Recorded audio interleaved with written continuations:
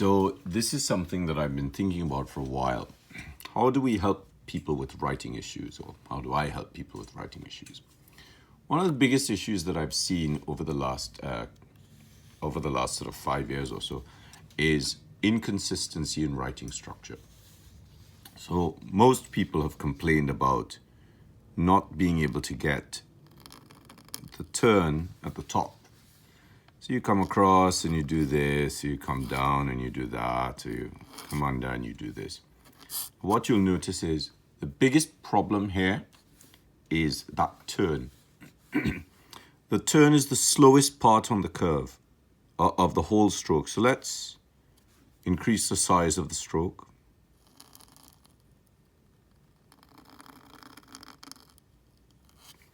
So do you see how that and that, these two bits are the slowest part of the stroke? This bit, so I normally put this as at a sixth and a sixth.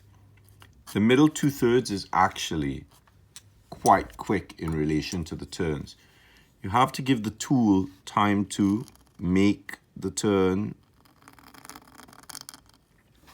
The weight isn't there or there. The weight is there and there. So the highest part and the lowest part of the stroke actually has no weight on it. If you are getting weight here, look at where the nib is facing. That's where the nib is facing. You should never be able to get weight on that height. So if you're producing this swelled stroke and the tool is facing the axis of the script,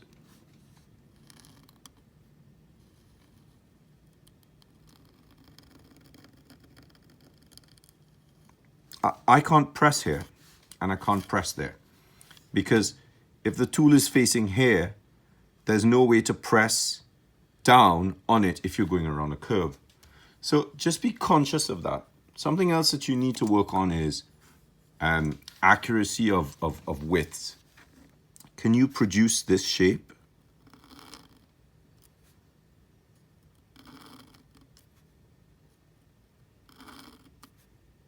Little line, press, stop and lean. Little line, press, stop and lean. If you can't produce this shape consistently, you have a problem. Because how are you expecting to write letters that require a 2/3 stroke in the middle, which is that, plus a little turn and a little turn? So the middle of this stroke should be the same width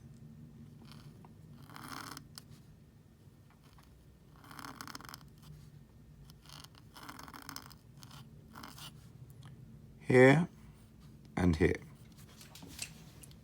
So if you can't get this to be consistent in width, how are you going to get the letters to look the same? And one of the biggest problems here is you're not sure if you lift your hand, you put it down, you change your angle, you change it again. So you have to be really certain of what's happening with your arm, what's happening with the tool, what's happening with the nib. Writing is not just about writing a word. It's about being conscious of what's going on. One of the other things that I suggest to people is to do this. Try drawing this swell stroke. Now, notice I'm not looking at the line of universal beauty. I'm actually looking at the swell stroke, which is the basis of the minuscules. Just remember, I don't call this the line of universal beauty, which is this. I don't call this a compound curve for a number of reasons. The main reason is, in physics, this is not a compound curve. So there's little point in reinventing the wheel if the terminology already exists. So if we're sticking with the swelled stroke, let's look at the swelled stroke.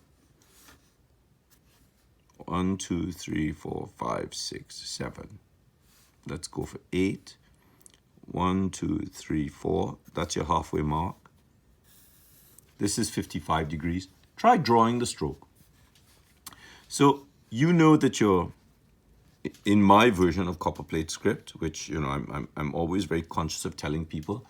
The script that I developed for the Copperplate script, yin and yang approach, is a geometric construct of the script, which gives you a much greater understanding of how the script works within a geometric structure. Once you understand the structure, it's easy to then learn, branch out into things like engrossers, engravers script, English roundhand, and the various forms of copperplate script or earlier English roundhand versions. So if we look at this line, right, you should be able to write this. I go up at 55, I come down at 55, and I go up at 55. So this naturally spaces my writing. So yesterday I did a little post on, do you have problems with writing words? And this construct that I've developed, which works at 55 up and 55 down, and around a little pulley, and around a little pulley, this gives you it naturally spaces the script. Of course, if you can't write the skeletal structure of the script, how are you writing a structure that has bones and muscles and skin, which is when you use a broad edge nib, a pointed flexible nib, sorry about that. So if this is the 55 and that's the 55, we're starting at the halfway mark. We go up and over and around and down and under and around. So if that's your skeletal structure, where does the swell go? So I would put the little pulley in. That gives us our 1/6 and 1/6. And I would try and figure out where does the weight go. So if the tool is facing this way, you can't apply pressure there. So you know that the apices, so the apex doesn't only refer to the highest point, an apex refers to the furthest point out on a curve. So the furthest point out on this curve is here and here. So we know that there is no weight there. We know there's weight in the middle 2/3, and it can't go on either side of the line because this monoline that you've just built is actually the center line. So this is where the weight is going to be in the middle.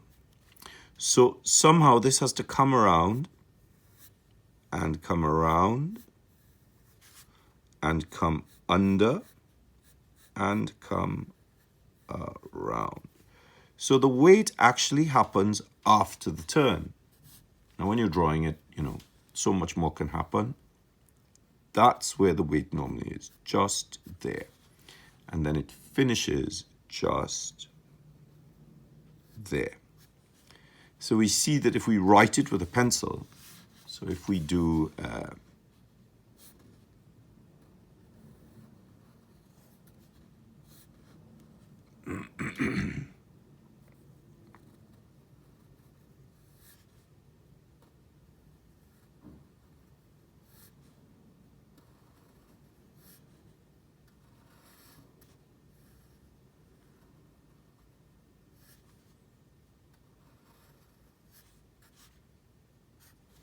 we can really see that there's this area at the bottom and at the top, this 6th and 6th, where you actually have some really nice hairlines.